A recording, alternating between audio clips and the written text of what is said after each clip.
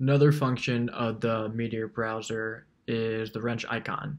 This allows you to create proxies out of footage, for instance, if you're working with a 4K file, to compress it into a more manageable file size. So here I've clicked these three files. I'm going to go into the ingest setting.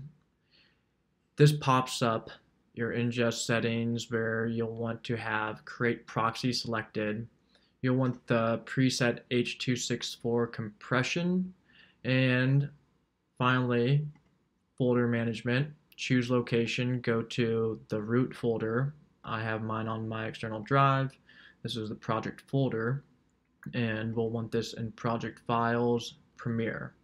Once that's selected, click OK, and finally import this. So you see it just drops it right into the project panel. What you don't recognize is that in the background, Media Encoder is actually creating the compression. So once that is done, it links those proxies into Premiere. Now you can begin editing. And so let's drag one of these proxies into the timeline. You'll notice two things happen. It creates another thumbnail.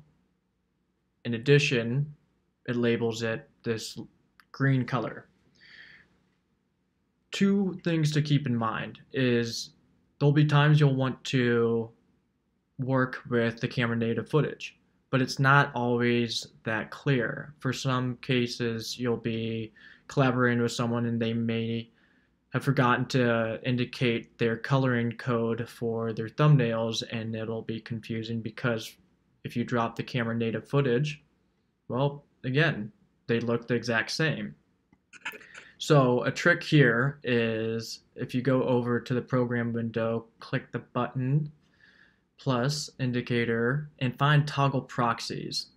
This you'll want to drag, which you can see I already have in that window.